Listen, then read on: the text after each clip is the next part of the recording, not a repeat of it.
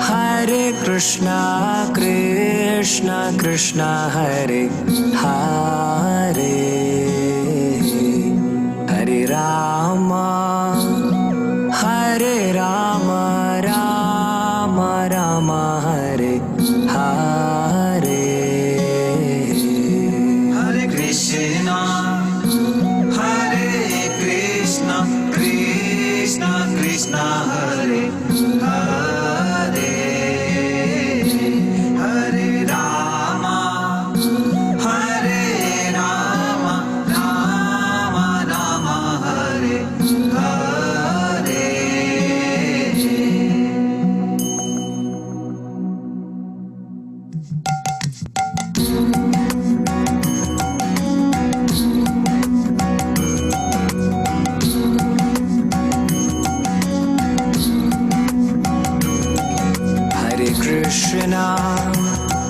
Hare Krishna, Krishna Krishna, Hare Hare, Hare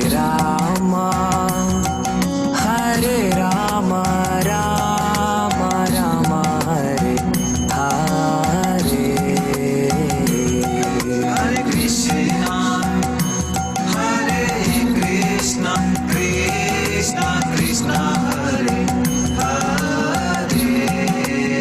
Hare, Hare Rama, Rama Rama, Hare Hare.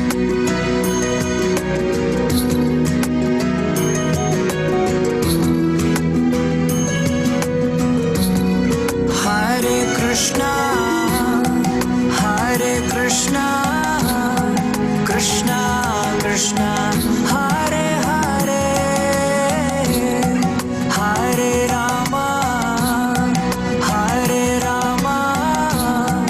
Rama Rama, Hare Hare.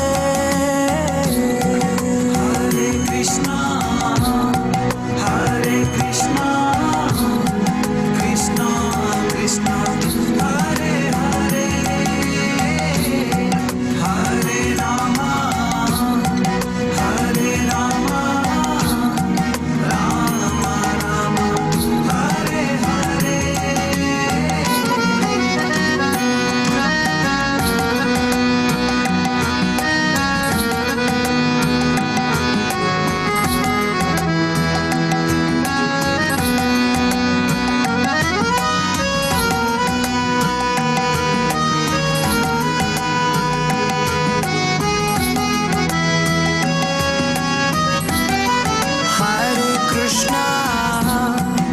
Hare Krishna, Krishna Krishna, Hare Hare, Hare Rama, Rama Rama, Hare Hare. Hare Krishna, Krishna Krishna, Hare Hare, Hare Rama, Rama Rama, Hare Hare.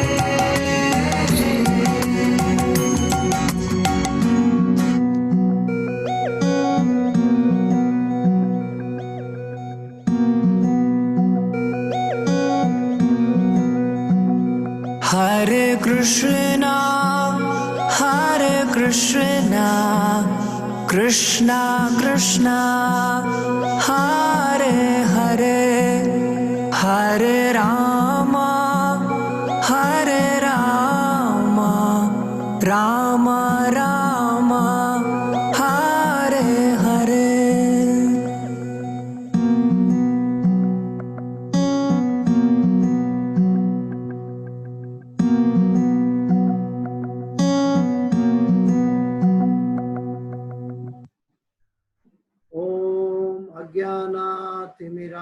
तस्य ज्ञानाञ्जनशलाकया चक्षुरुन्मिलितं येन तस्मै श्रीगुरवे नमः। श्रीचैतन्यमनोभीष्टं स्थापितं येन भूतले स्वयं रूपगदा मह्यं ददाति स्वपदान्तिकं। वन्देऽहं श्रीगुरो श्रीयुतापदकमलं श्रीगुरो वैष्णवांश्च श्रीरूपं साग्रजातं सगणा रघुनाथान्वितं तं सजीवं साद्वैतं सावधूतं परिजनसहितं कृष्ण चैतन्यदेवं श्रीराधा कृष्णपादां सहगणा ललिता श्रीविशाखान्वितांश्च। हे कृष्णा करुणा सिंधो दीनबंधो जगत्पते गोपेश गोपिका कांत राधा कांत नमोस्तुते। तप्त कांचन गौरांगी राधे वृंदावनेश्वरी वृषभानुसुते देवी प्रणमामि हरिप्रिये। वाञ्छाकल्पतरुभ्यश्च कृपा सिन्धुभ्य एव च पतितानां पावनेभ्यो वैष्णवेभ्यो नमो नमः। श्री कृष्ण चैतन्य प्रभु नित्यानंद श्री अद्वैत गदाधर श्रीवासादि गौर भक्तवृंद। हरे कृष्णा कृष्णा कृष्णा हरे हरे, हरे राम राम राम हरे हरे। जयतां सुरतो पंगुर मम मंदमते गतिर् मत्सर्वस्व पदाम्भोजो राधा मदन मोहनौ कृष्णाय वासुदेवाय देवकी नंदनाय च नंद गोपकुमाराय गोविंदाय नमो नमः, गोविंदाय नमो नमः, गोविंदाय नमो नमः। हरे कृष्णा। कृपा करके आप सब अपना माइक बंद रखें। कृपा करके आप सब अपना माइक बंद कर रखें तो डिस्टर्ब नहीं होगा। सभी भक्तगण को निवेदन है कि आप सब अपना माइक बंद रखें। श्रीमद् भगवत गीता का चौथे अध्याय का 10, 11 और 13, 14 पे आज हम चर्चा करने की कोशिश करेंगे। समय की अनुरूप हम आगे बढ़ेंगे। चौथा अध्याय का 10वां श्लोक। ओम नमो भगवते वासुदेवाय, ओम नमो भगवते वासुदेवाय, ओम नमो भगवते वासुदेवाय। नारायणं नमस्कृत्यं नरं चैव नरोत्तमं देवीं सरस्वतीं व्यासं ततो जयमुदीरयेत्। नष्टप्रायेषु अभद्रेषु नित्यं भागवत सेवया भगवते उत्तम श्लोके भक्तिर्भवति नैष्ठकी। चौथे अध्याय का 10वां श्लोक। वितराग भय क्रोध मन्मया मामुपाश्रितः बहवो ज्ञान तपसा पूता मद्भावमागतः। वितराग भय क्रोध मन्मया मामुपाश्रितः बहवो ज्ञान तपसा पूता मद्भावमागतः। वितराग भय क्रोध मन्मया मामुपाश्रितः बहवो ज्ञान तपसा पूता मद्भावमागतः। अनुवाद और तात्पर्य भाई ऐसी भक्ति वेदांत स्वामी शिल प्रभुपाद महाराज की जय। अनुवाद। आसक्ति, भय तथा क्रोध से मुक्त होकर मुझ में पूर्णतया तन्मय होकर और मेरी शरण में आकर बहुत से व्यक्ति भूतकाल में मेरे ज्ञान से पवित्र हो चुके हैं। इस प्रकार से उन सबों ने मेरे प्रति दिव्य प्रेम को प्राप्त किया है। तो इस अनुवाद को मैं फिर से पढ़ता हूं। आसक्ति, भय तथा क्रोध से मुक्त होकर। आसक्ति कब मिटती है? एक एक शब्द से आगे बढ़ेंगे। आसक्ति भय तथा क्रोध से मुक्त होकर। आसक्ति कोई भी चीज में हमें कोई भी इम्पोर्टेंट हमारे लाभदायक आई मी एंड माइन जैसा हमारे लोभ के लिए लालच के लिए कुछ उसकी इम्पोर्टेंट दिखाई देती है बॉडी कॉन्शियस में या आत्मा की कॉन्शियस में, तो वहां आसक्ति होती है। लेकिन यहाँ पे तो आसक्ति की बात है कि बॉडी कॉन्शियस से आसक्ति की बात है कि जो आसक्ति से मुक्त होता है वो। भय, भय से मुक्त कौन हो सकता है? जो अभय से जुड़ा रहता है। भगवान श्री कृष्ण का एक नाम है अभय, अभय चरणारविंद भक्ति वेदांत स्वामी शिला प्रभुपाद हम कहते हैं। तो अभय भगवान श्री कृष्ण का नाम है। जो अभय से जुड़ता है उसको भय नहीं लगता। दूसरे शब्दों में जिसको आत्मा से परमात्मा का जो रिलेशन है वो सदाई जागृत रखता है, आत्मा से परमात्मा का रिलेशन सदाई जो जागृत रखता है उसको भय नहीं लगता। और क्रोध, क्रोध से कैसे मुक्त हो सकते हैं? तो भगवत गीता में पहले हम देख चुके हैं, ध्यायतो विषयाम पुंसः संगस्तेषु उपजायते संगा संजायते काम कामात् क्रोधो विजायते। ध्यायतो विषयाम पुंसः, हम विषयों का चिंतन का ध्यान करते हैं, वो नहीं करना चाहिए। ध्यायतो विषयाम पुंसः संगस्तेषु उपजायते, उसका संग करके हम आगे बढ़ते हैं। संगा संजायते काम, संग से क्या होता है? विषयों से अगर विषय का संग करते हैं तो काम उत्पन्न होता है। कामात् क्रोधो विजायते, तो जब काम की पूर्ति हो जाती है तो आसक्ति होती है, और काम की पूर्ति नहीं होती है तो क्रोध जन्म ले लेता है। काम की पूर्ति तब होती है जब हमारी भौतिक क्रियाओं पर हम भौतिक विषयों से जुड़े रहते हैं। तो भौतिक विषयों से जुड़े रहने से काम उत्पन्न होता है, और वो काम पूरा हो गया तो आसक्ति हो जाती है, काम पूरा नहीं हुआ तो क्रोध जन्म ले लेता है। कामात् क्रोधो विजायते। तो आसक्ति भय तथा क्रोध से मुक्त होता। दूसरे शब्दों में भगवान कह रहे हैं कि अगर तुम शारीरिक कॉन्शियसनेस में डूबे रहोगे तो ये बहुत दुर्लभ है। अगर आपको भगवान के साथ जुड़ना है, भगवान के उपदेशों का पालन करना है, तो हमें कम से कम आत्मा के लेवल तक उठना होता है। और ये रातों रात नहीं होता। हमारे पास ही आत्मा है, फिर भी हम बॉडी कॉन्शियस में इतने ग्रस्त हैं 84 लाख योनि से कि हम पदार्थों के साथ विचरण करते हैं। लेकिन पदार्थ से ऊपर उठ के हमें क्या करना चाहिए? हमें आत्मा के साथ जुड़ना चाहिए। तो यहाँ पे प्रभुपाद जी तात्पर्य में लिखते हैं कि सामान्यतः जो लोग देहात्म बुद्धि में आसक्त होते हैं वे भौतिकतावाद में इतने लीन रहते हैं कि उनके लिए यह समझ पाना असंभव सा है कि परमात्मा व्यक्ति भी हो सकता है। वो परमात्मा व्यक्ति हो सकता है। भगवान को जानने की 3 अवधि है, ब्रह्मेति, परमात्मेति, भगवानेति, शब्देति। तो ब्रह्मेति जो सूर्य का प्रकाश है, परमात्मेति वो सूर्य का गोला है, और भगवानेति वो सूर्य देवता है। 3 अनुभूति है। तो हमारी चमड़े की आंखों से, मतलब शारीरिक दृष्टि से हम देखने की कोशिश करते हैं, शारीरिक दृष्टि से हम ज्ञान का उपयोग करके एनालाइज करते हैं, तो हम कहते हैं ये सूर्य का गोला से सूर्य की रोशनी आती है। लेकिन सूर्य का गोला के पीछे सूर्य देवता है, वो भगवान की अनुभूति है।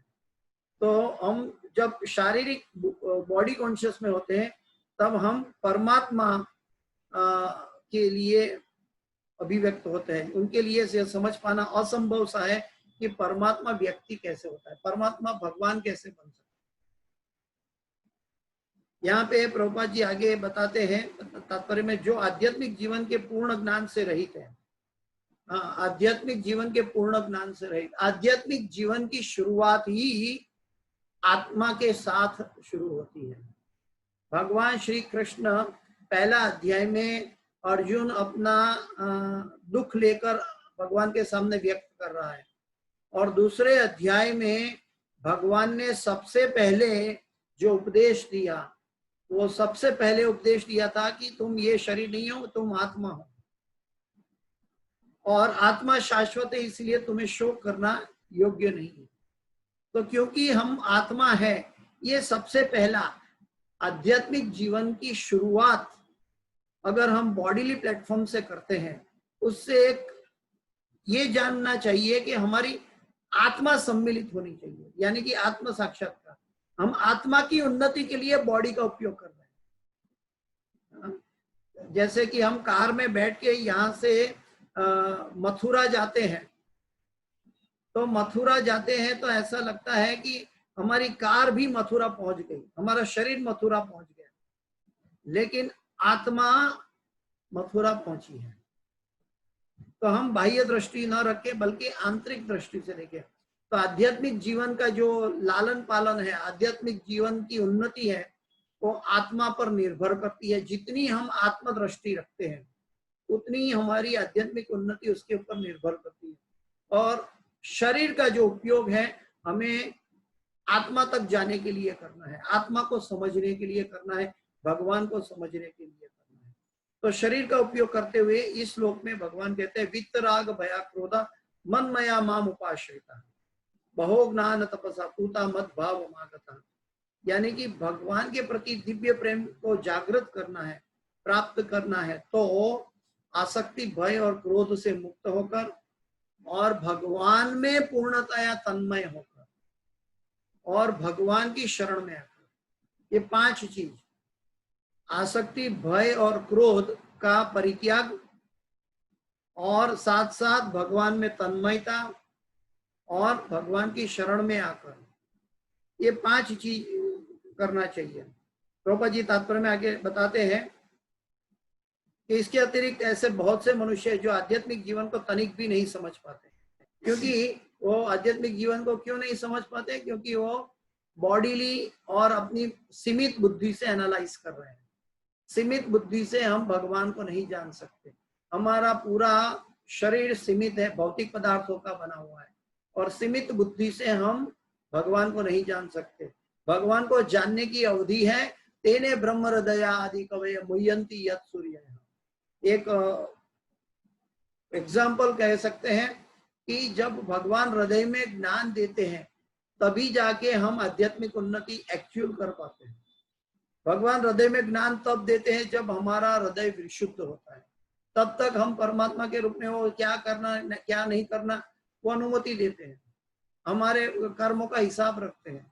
लेकिन जब जीव स्वेच्छा से अपना जो आंशिक स्वतंत्रता का उपयोग भगवान की साथ तन्मय होकर शरण में जाने के लिए करता है, तब भगवान हमारे साथ रेसिप्रोकेट करके हमारे हृदय में ज्ञान देते हैं।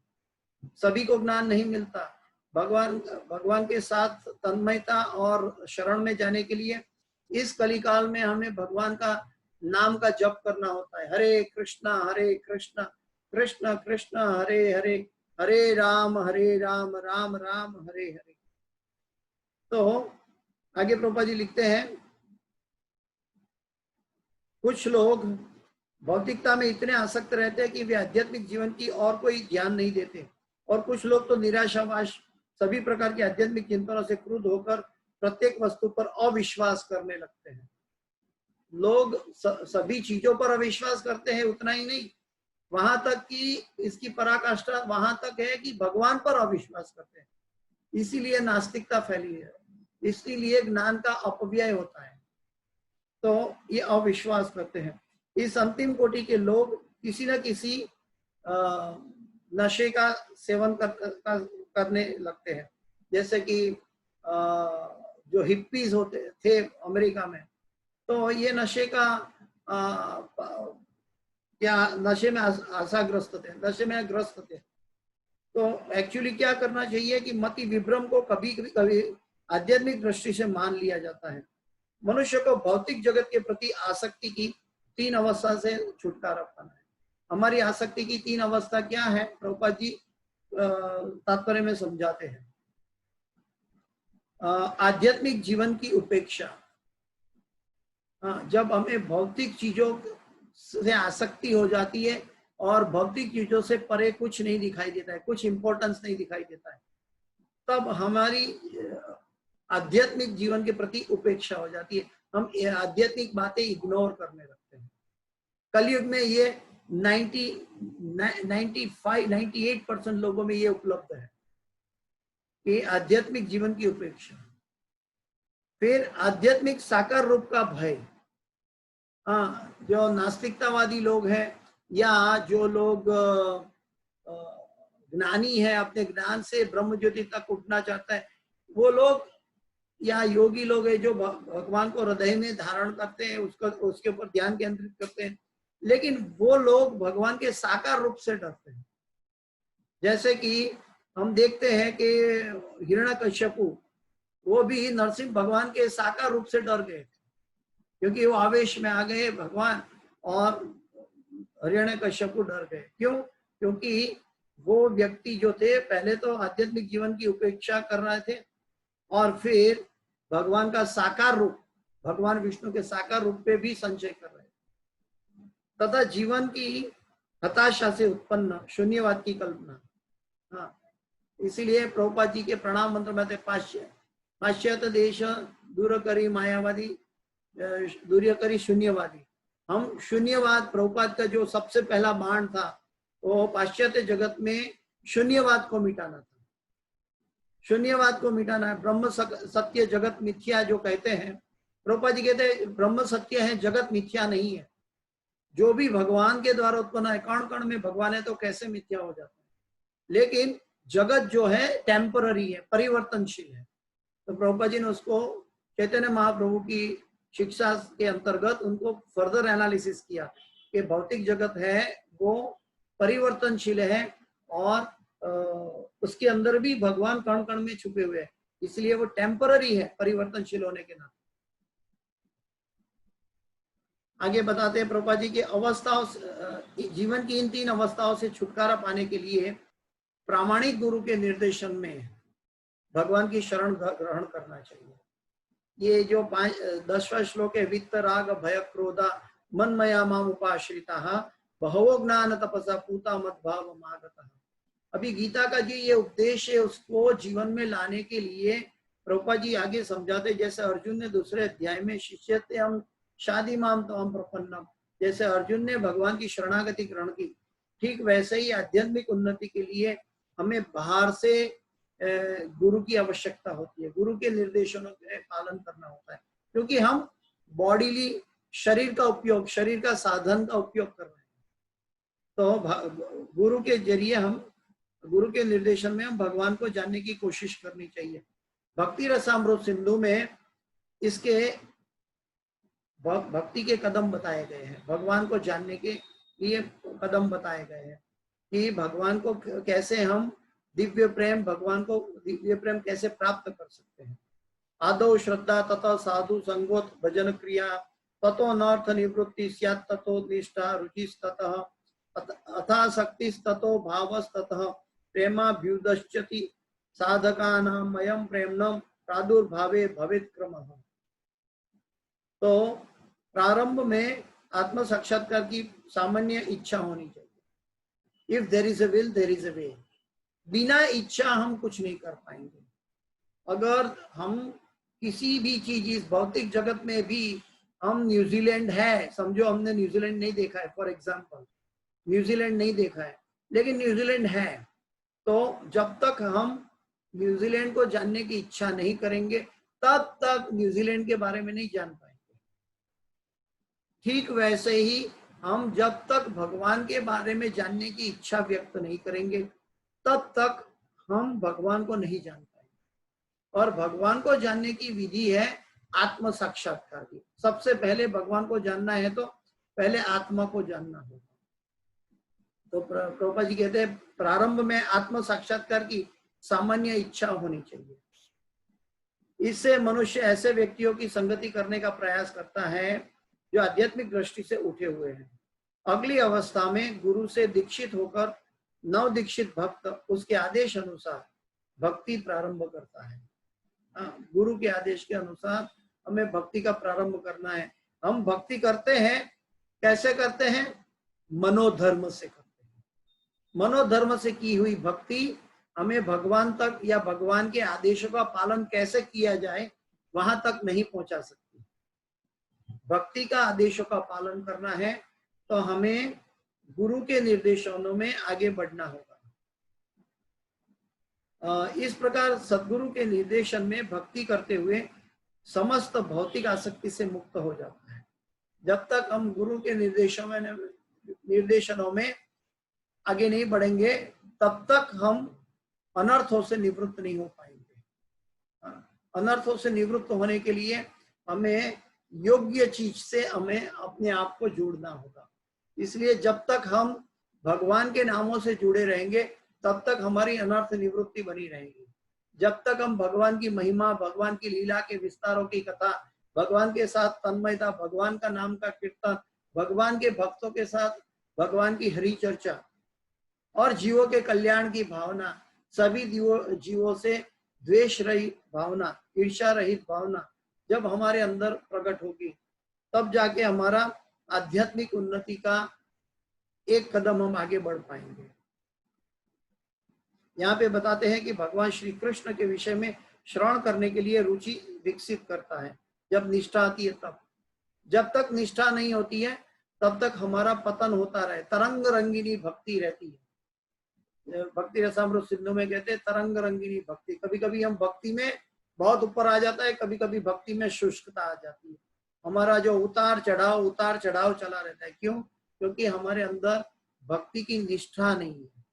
भक्ति की निष्ठा तब आती है जब हमारे अंदर अनर्थ की निवृत्ति होती है, और अनर्थ की निवृत्ति तब होती है जब हम भगवान के भक्तों के साथ भगवान का नाम, भगवान का कीर्तन, भगवान की महिमा, भगवान के साथ तन्मयता में जुड़े हुए नहीं होते। तब तक हम अनर्थों में रहते हैं। जैसे कृष्ण है सूर्य सम, माया है अंधकार। जहां नहीं कृष्ण वहां माया का अधिकार। और आगे प्रभुपाद जी कहते हैं कि जो भाव में अथवा भगवत प्रेम के प्रथम सोपान में परिपक्व होती है, जब आसक्ति और रुचि हो जाती है तो भगवत प्रेम जागृत होता है निष्ठा के बाद। कभी कभी कई लोग आजकल संसार में क्लेम करते हैं कि हम भगवान से प्रेम करते हैं, हम भगवान को बहुत प्रेम करते हैं, भगवान का अच्छा श्रृंगार करते हैं, भगवान को 56 भोग अर्पण करते हैं।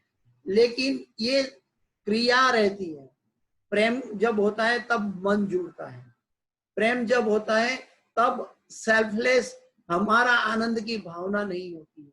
प्रेम जब जुड़ता है तब भगवान और गुरु की प्रसन्नता के बारे में विचार आता है।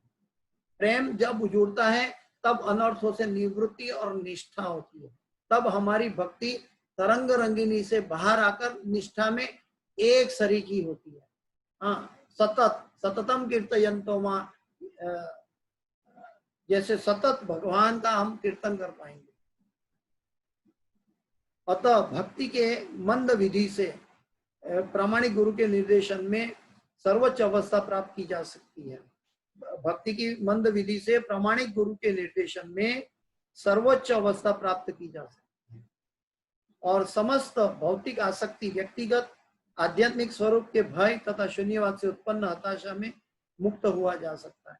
ये सभी चीज भगवान कभी भी हमारे साथ इम्पॉसिबल चीज हमें नहीं कहते। जो हमारे से हो सकती है वही भगवान हमें दिशा दिखाते हैं। तो हमारे अंदर जो होता है वो गुरु के निर्देशनों के साथ हमें इसके साथ अपना उनके निर्देशों का पालन करके हम आगे बढ़ सकते हैं। आइए हम चलते हैं अगले श्लोक पे। ये यथा मां प्रपद्यन्ते तां तथैव भजाम्यहम् मम वर्तमानो वर्तन्ते मनुष्या पार्थ सर्वशः। ये यथा मां प्रपद्यन्ते तां तथैव भजाम्यहम् मम वर्तमानो वर्तन्ते मनुष्या पार्थ सर्वशः।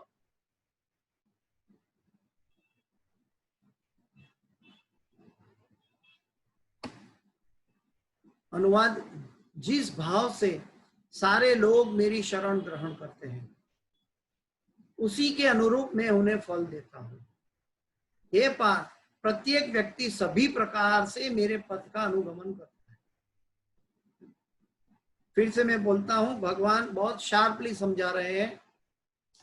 भगवान कह रहे हैं, जिस भाव से सारे लोग मेरी शरण ग्रहण करते हैं, उसी के अनुरूप मैं उन्हें फल देता हूं। जिस भाव से, यहाँ पे ये यथा माम प्रपद्यन्ते ताम तथैव भजाम्यहम्। हाँ, जिस तरह हम भगवान की शरण में जाते हैं, उसी तरह उसी भाव को भगवान अनुरूप हमें फल देते हैं।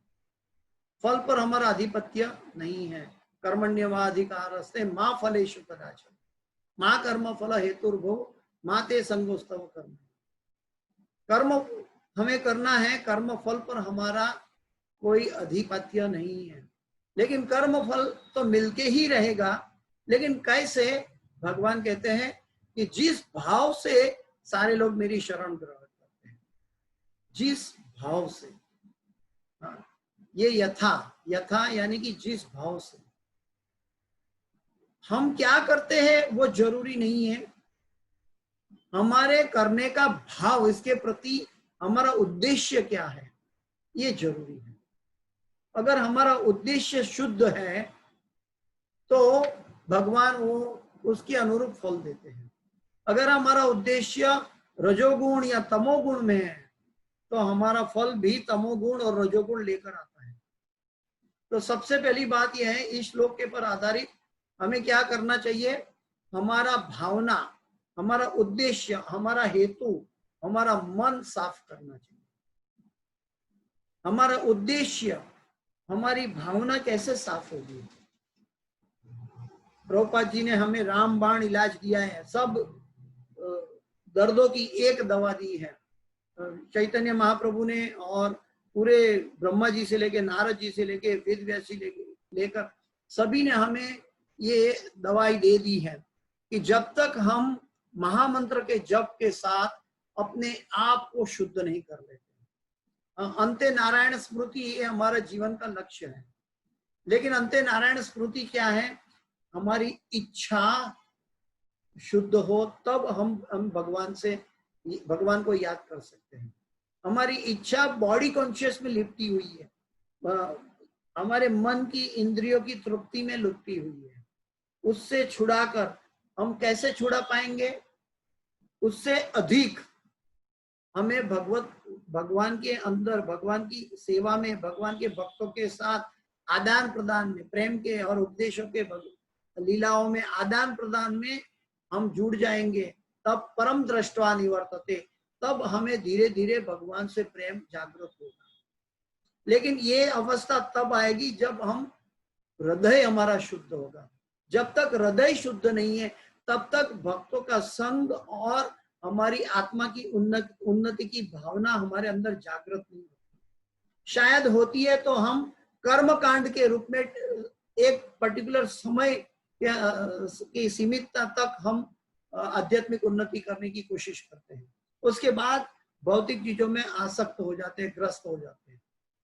तो इसलिए प्रभुपाद जी हमें जो शिक्षा प्रदान दी है उसमें कहा है कृष्ण भावनामृत, कृष्णा कॉन्शियसनेस। हमारी भौतिक कॉन्शियसनेस से छुड़ाकर हमें कृष्णा कॉन्शियसनेस में स्थापित करना। तो कृष्णा कॉन्शियसनेस प्रभुपाद जी ने क्यों कहा? क्योंकि जो बॉडीली कॉन्शियसनेस है वो भौतिक जगत की है, भौतिक कॉन्शियसनेस है। इंद्रियों की तृप्ति वो भौतिक जगत की कॉन्शियसनेस है, और उससे अगर छुड़ाना है तो हमें इससे ज्यादा ताकतवर चीज की जरूरत पड़ेगी।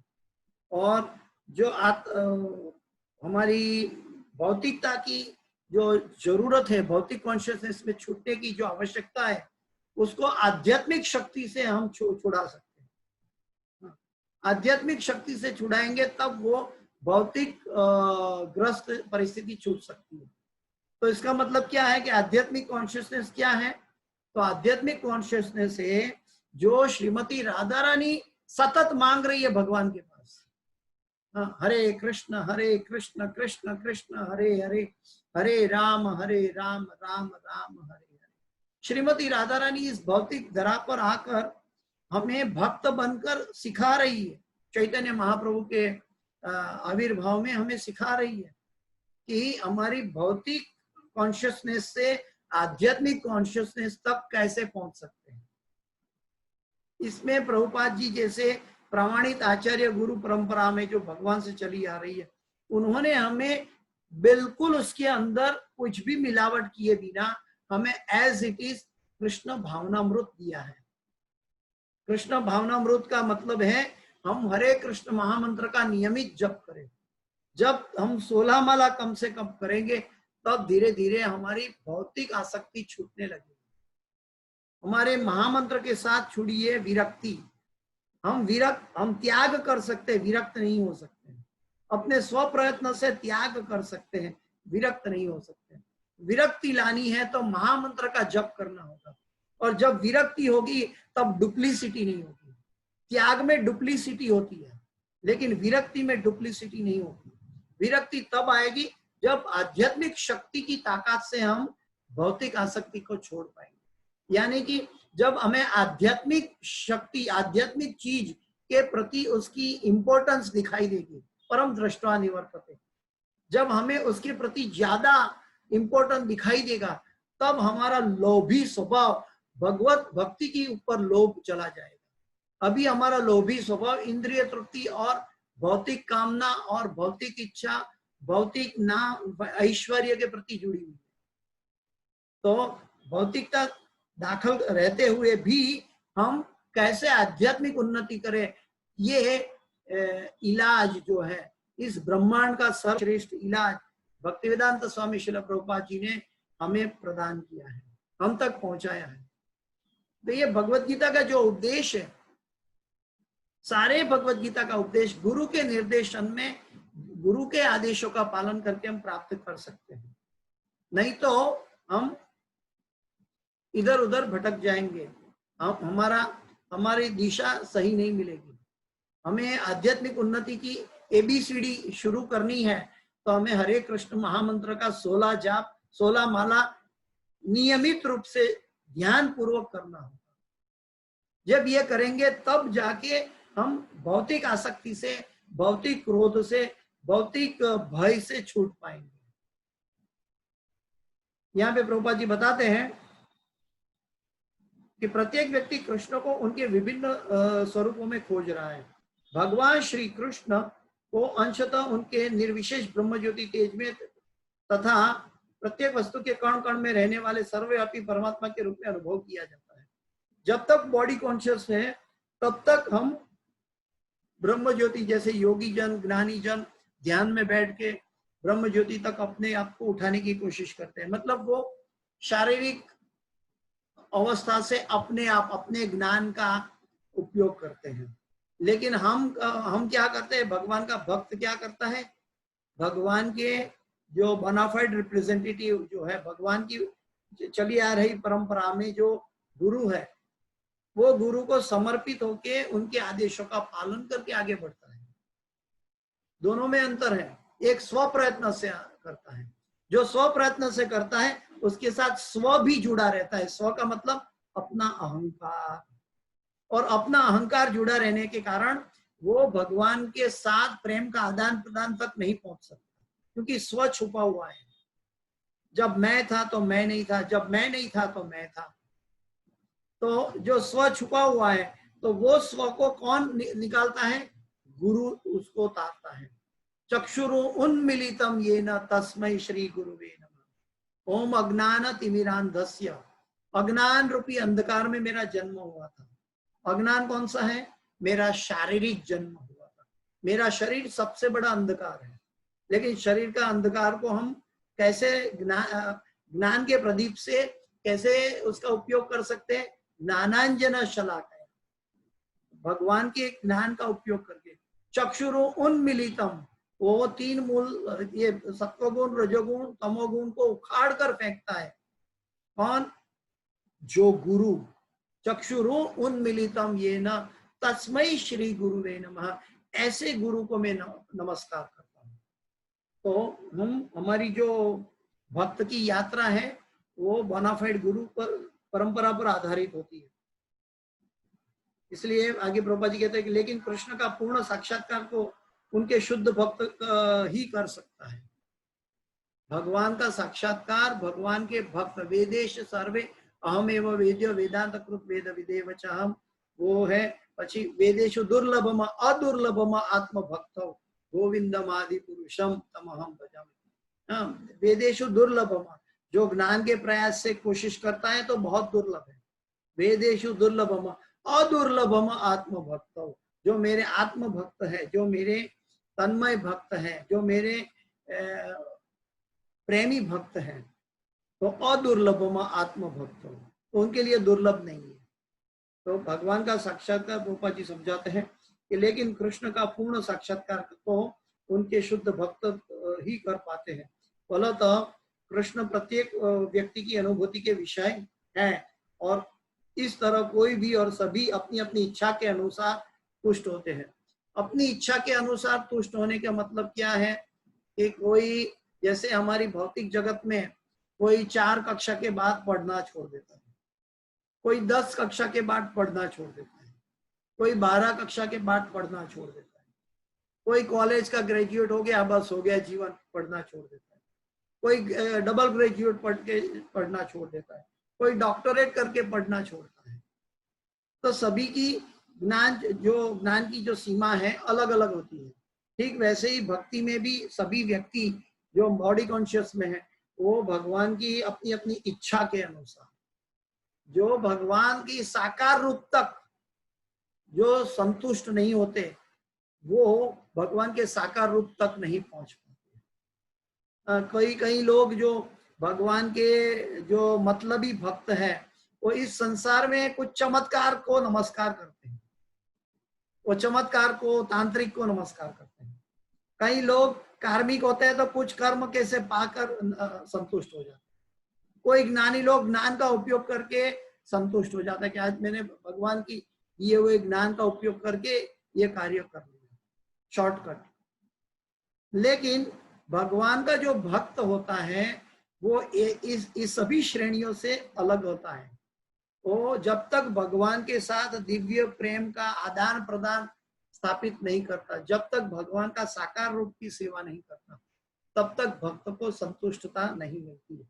तो इसके लिए क्या होता है कि हमारी जो इच्छा है वो सुदृढ़ होनी चाहिए। तो इच्छा सुदृढ़ और सुदिशा में कैसे हो, तो वो गुरु ही लेकर जा सकता है, नहीं तो हम आधे रास्ते में रुक जाएंगे। जिस तरह भक्त उन्हें चाहता है उसी तरह भगवान उसके रेसिप्रोकेट करते हैं। 4 तरह का रस है कि कोई एक भक्त भगवान कृष्ण को परम स्वामी के रूप में भजता है, कोई एक सखा के रूप में भजता है, कोई एक पुत्र के रूप में भजता है और कोई प्रेमी के रूप में भजता है। 4 रस है और ऐसे सभी जीव जो है भगवान का भक्त है, भगवान से प्रेम का विनिमय भाव का आदान प्रदान करता है। लेकिन शुद्ध भक्त यहाँ पर और दिव्य धाम में भी कृष्ण का सानिध्य प्राप्त करते हैं और भगवान की साकार सेवा करते हैं। जब तक हम भगवान की साकार सेवा नहीं करेंगे तब तक प्रेम उत्पन्न नहीं होगा। कई बार कई भक्त हरे कृष्ण महामंत्र का 16 माला का मंत्र कई सालों तक करते हैं और बोलते हैं कि हमको भगवान के प्रति प्रेम जागृत नहीं है। हम भगवान के प्रति हमारे अंदर प्रेम जागृत है तो शुष्क लगता है, चैंटिंग में इच्छा नहीं उत्पन्न होती। वो क्यों नहीं होती है? क्योंकि हम साथ साथ भगवान की और भगवान के भक्तों की सेवा में नहीं जोड़ते। भगवान की सेवा और भगवान के भक्तों की सेवा करेंगे तो हमारे अंदर धीरे धीरे धीरे धीरे प्रेम उत्पन्न होगा ही। या तो अगर ये नहीं हो पाता तो अगर हम भगवान का नाम का जप करते हैं तब मन सम्मिलित करके एकाग्र करके जप करेंगे तब भी भगवान का प्रेम प्राप्त हो सकता है। क्योंकि हम भगवान का प्रेम प्राप्त करने के लिए चैंटिंग तो एक नियम अनुसार कार्मिक क्रिया तक कर लेते हैं, लेकिन अटेंटिव चैंटिंग नहीं हो पाता है। जिसका अटेंटिव चैंटिंग होता है वो व्यक्ति को चैंटिंग में भी प्रेम उत्पन्न हो जाता है। तो सेवा है, क्योंकि चैंटिंग भी एक भगवान की सबसे बड़ी सेवा है। प्रभुपाद जी आगे लिखते हैं कि उनमें से जो कुछ निर्विशेष सत्ता में दृढ़ता पूर्वक स्थित नहीं हो पाते, वे अपनी कार्य करने की सुप्त इच्छाओं को प्रदर्शित करने के लिए इस भौतिक क्षेत्र में वापस आते हैं। ब्रह्म ज्योति में जाने वाले लोग आरोग्य पृच्छेन परम पदम तथा पतंती यथा, वहां कार्य नहीं है, ब्रह्म ज्योति में कोई एक्टिविटी नहीं है, इसलिए उनका पतन होता है। जो अपने स्व प्रयत्न से ऊपर गया वो भक्त नहीं, उन्हें वैकुंठ लोक में प्रवेश नहीं किया जाता, क्योंकि उन्होंने भगवान को अपने स्व प्रयत्न से हासिल करना चाहा। हम कभी भी स्व प्रयत्न से भगवान को हासिल नहीं कर सकते। अभी अभी एक यान हमने मंगल पर छोड़ा था भारत में, तो भारत ने मंगल पर यान छोड़ा, उनका लैंडिंग होने के समय जो सारे वैज्ञानिक थे वो अपनी बुद्धि से, अपनी ताकत से यान को भेज दिया, अवकाशयान तक, मंगल ग्रह तक पहुंचा दिया। लेकिन वहां उसका लैंडिंग होने के टाइम सभी वैज्ञानिक भगवान से प्रार्थना कर रहे हैं। जब तक भगवान से प्रार्थना नहीं होती है तब तक, और वो भी परिपक्व अवस्था में नहीं होती है, तब तक उनका परिणाम नहीं मिलता। स्व प्रयत्न से किया हुआ हमारा प्रयत्न कभी फेल जाता है। इवेंचुअली हमें भगवान पर आश्रित होना है। जो सकाम कर्मी है उन्हें यज्ञेश्वर के रूप में उनके कर्मों का वांछित फल देते हैं। सकाम कर्मी जो सकाम कर्मी है उसको सकाम फल मिलेगा और वापस वो कर्म करता रहेगा, उसकी जन्म मृत्यु जरा व्याधि चलती रहेगी। इस जगत में हमें कोई भी चीजों से संतुष्टि नहीं प्राप्त करनी सिवाय भगवान के नाम, भगवान की सेवा। जब तक हमारी इतनी चेतना शुद्ध नहीं हो जाती तब तक हमारा जन्म मृत्यु जरा व्याधि चलता रहता है। इसलिए हमें इस जगत में रहते हुए भी, इस शरीर का उपयोग करते हुए भी, इसका उपयोग क्या करना है कि भगवान के नाम में एकाग्र होना है, भगवान की सेवा में एकाग्र होना है, भगवान के भक्तों के साथ भगवान की हरि कथा करनी है। जैसे हम नई गाड़ी लेकर आते हैं, तो नई गाड़ी लेकर आते हैं तो हम उसको, गाड़ी को नहीं है तो हम बेडरूम में सोने जाते हैं तो गाड़ी को बेडरूम में लेकर नहीं जाते, गाड़ी को उसको पार्किंग में ही खड़ा करते हैं और गाड़ी का उपयोग करते हैं। हमें जहां जाना है वहां तक पहुंचने के तक गाड़ी का उपयोग किया जाता है, वो हमारे बेडरूम तक साथ में नहीं आती। ठीक वैसे ही आत्मा की जो यात्रा है, वहां आत्मा की यात्रा भगवान के साथ जाने के समय शरीर साथ में नहीं आता। शरीर एक गाड़ी है और गाड़ी का उपयोग करना है पहुंचने के लिए। शरीर एक साधन है, तो वो साधन का उपयोग पहुंचने के लिए करना है। लेकिन हम शरीर का दुरुपयोग क्या करते हैं, गाड़ी के लिए पिकनिक पे चले जाते हैं, इंद्रिय तृप्ति के लिए, आनंद करने के लिए, भौतिक आनंद करने। वही गाड़ी लेके हम यात्रा तक भी जाता है, यात्रा करने के लिए भी जा सकते हैं। हम गाड़ी लेकर यात्रा भी कर सकते हैं, लेकिन हम गाड़ी लेकर क्या करते हैं, खुद के उपयोग के लिए, खुद की जरूरियातों के लिए और खुद के आनंद के लिए उपयोग करते हैं। हम इस शरीर का भी यही हाल है। तो उसमें क्या होगा, जैसे गाड़ी धीरे धीरे पुरानी होती है, गाड़ी में ईंधन डालना पड़ता है, तेल डालना पड़ता है, और उस गाड़ी के तेल डालने के लिए फिर पैसा भी चाहिए। वो पैसा हमें कर्म के लिए जोड़ता है। वो कर्म हम कर्म चक्र में हम चलते पीसते रहेंगे और पैसा बनाएंगे, फिर ईंधन ऑयल खरीदेंगे, फिर गाड़ी चलाएंगे, फिर पिकनिक में जाएंगे, फिर वापस थक कर वापस आएंगे, फिर कर्म में जुड़ेंगे, फिर पैसा बनाएंगे। ये जन्म मृत्यु जरा व्याधि की दशा है। लेकिन आध्यात्मिक दशा क्या है, उसी गाड़ी का उपयोग हम ऐसे करते हैं कि उसी को ईंधन देते हैं। वो ईंधन भगवान के प्रसाद के रूप में देते हैं। वो ईंधन का उपयोग भगवान की सेवा के लिए करते हैं। जब ईंधन का उपयोग भगवान की सेवा के लिए करेंगे तब आत्मा भगवान से जुड़ा रहेगा, तो अंते नारायण स्मृति, तो हमारी आत्मा की यात्रा है वो सही जगह पे पहुंच जाएगी। लेकिन हम शरीर का दुरुपयोग करते हैं, और दुरुपयोग क्यों करते हैं, भौतिक जगत पर प्रभुत्व जमाने के लिए। लेकिन भौतिक जगत टेम्पररी है, बुद्धिमान व्यक्ति परमानेंट जगह में इन्वेस्ट करते हैं। कोई बैंक में जो फ्रॉड बैंक है उसमें कोई इन्वेस्ट करना चाहेगा क्या? कोई बैंक फ्रॉड होने वाली है, वहां जाके अपनी फिक्स डिपॉजिट बनाएगा क्या? कोई नहीं बनाएगा। उसको मालूम है ये बैंक हिल रही है, कभी टूट जाएगी, तो कभी वो वहां अपनी फिक्स डिपॉजिट नहीं बनाएगा। लेकिन मूर्ख व्यक्ति, अज्ञानी व्यक्ति अपनी फिक्स डिपॉजिट, अपनी पैसा कहाँ जमा कर रहा है? जो बैंक फ्रॉड है, यानी कि शरीर में, जो शरीर नाशवंत है। और हमें पैसा कहाँ जमा करना है? आत्मा के अंदर। और आत्मा की दौलत क्या है? भगवत प्रेम। हाँ, जीवेर स्वरूप है नित्य कृष्ण दास। वो अनादिकाल से कृष्ण का दास है और अनादिकाल तक कृष्ण का दास रहेगा। जब हम भगवान के दास नहीं होंगे तो माया का दास बनने पड़ेगा। तो हमें माया का दास नहीं बनना है, हमें भगवान का दास बनना है। इसीलिए हमें भगवत सेवा में जुड़ना है। दूसरे प्रभुपाद जी आगे बताते हैं कि दूसरे शब्दों में प्रत्येक व्यक्ति की सफलता भगवान की कृपा पर आश्रित रहती है। जब हमारा सिंसियर एंडेवर है, हम हमारी सिंसियरिटी से हम चैंटिंग करते हैं, हमारी चैंटिंग में एक क्या बोलते हैं कि एकाग्रता आती है, हम भगवान के चरणों पे एकाग्र होते हैं, हम जो बोलते हैं वही हम सुनते हैं, उसमें एकाग्रता बनी रहती है, तब हमारी सिंसियर एंडेवर देखकर भगवान अनुकंपा करते हैं। क्या करते हैं? अनुकंपा। भगवान फल नहीं देते हैं, अनुकंपा करते हैं।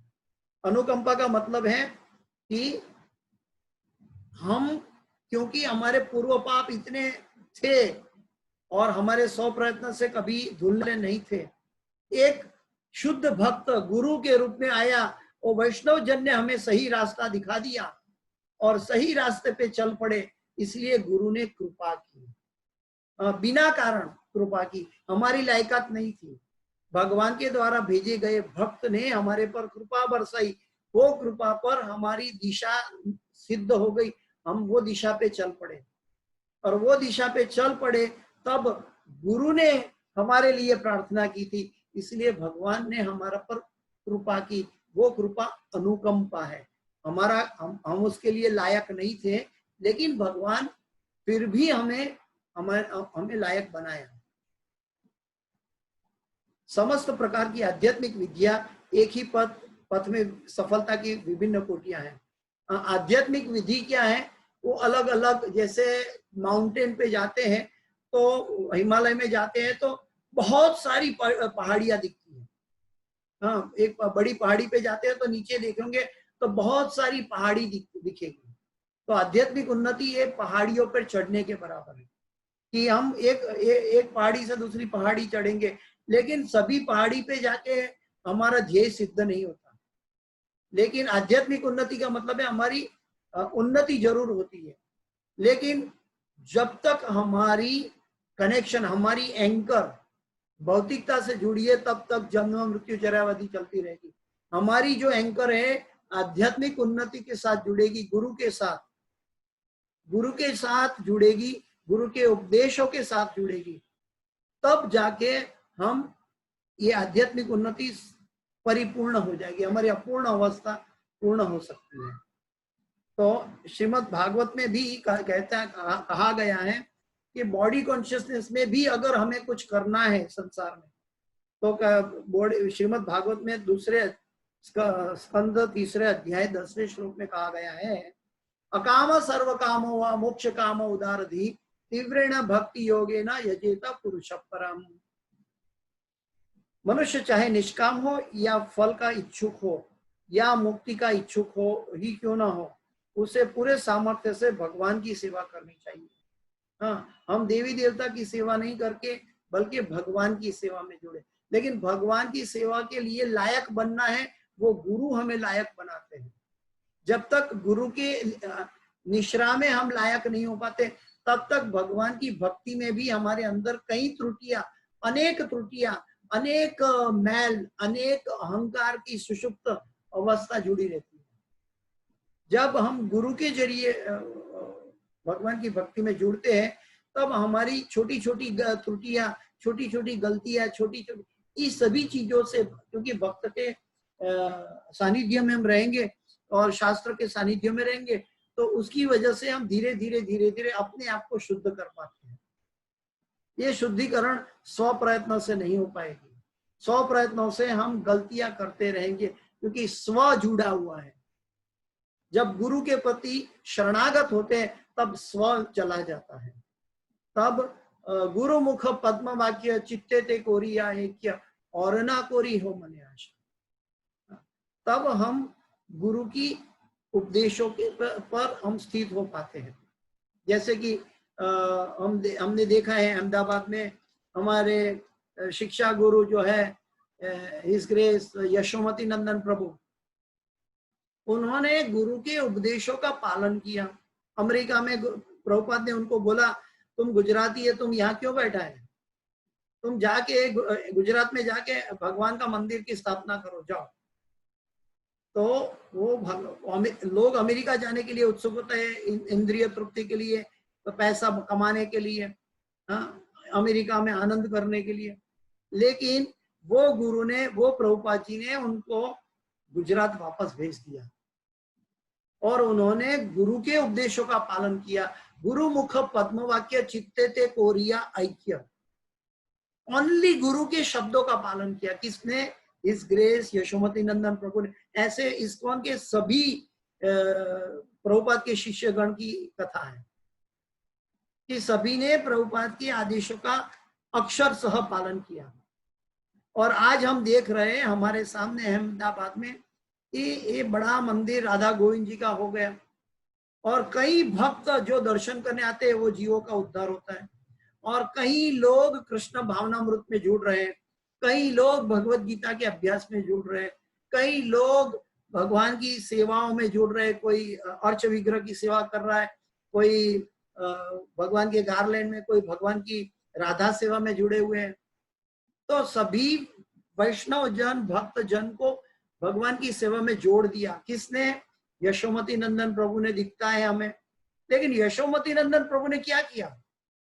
गुरु मुख पद्म वाक्य चित्ते ते कोरिया ऐक्य, उन्होंने गुरु के आदेशों का पालन किया।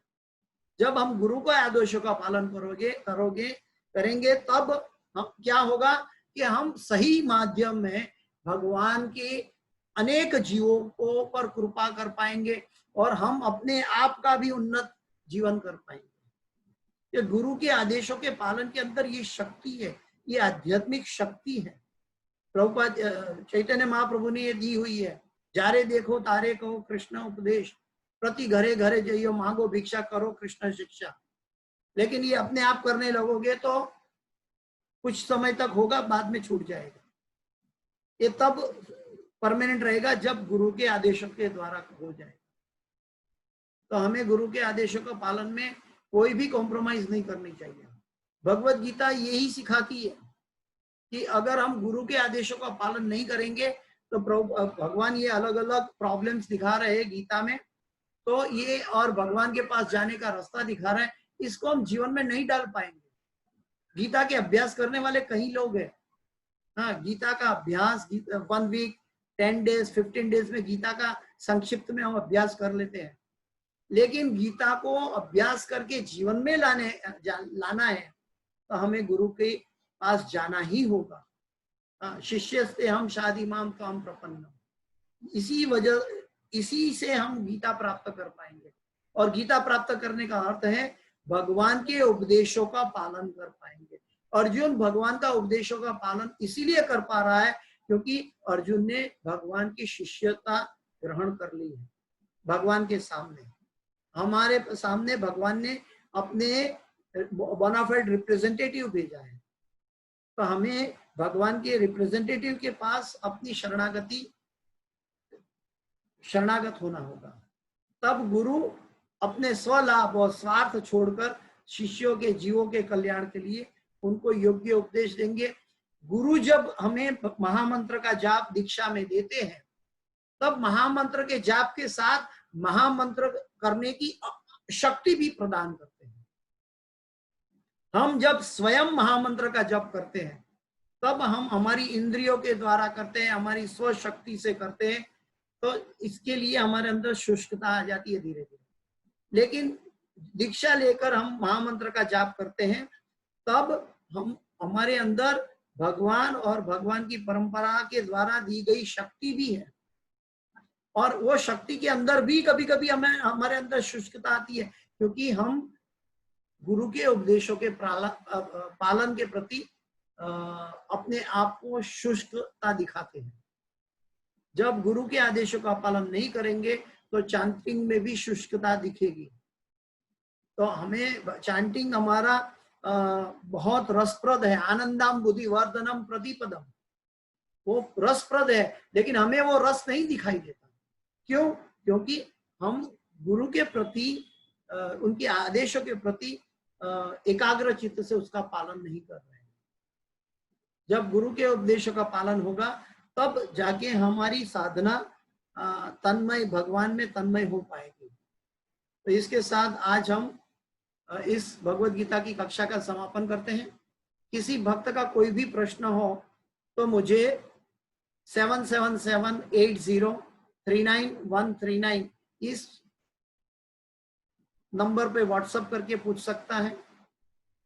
इस कक्षा के अंदर जो भी मेरी सुकृति है, वो सुकृति में मेरे गुरु इस होलीनेस जयपताका स्वामी आचार्यपाद गुरु के चरणों में समर्पित करता हूँ, और जो भी इस क्लास में त्रुटि हुई है वो मेरी स्वयं है, इसलिए मुझे आप सबसे क्षमा मांगनी है। वांछा कल्पतरुभ्यश्च कृपा सिन्धुभ्यैव च पतितानां पावनेभ्यो वैष्णवेभ्यो नमो नमः। हरे कृष्ण।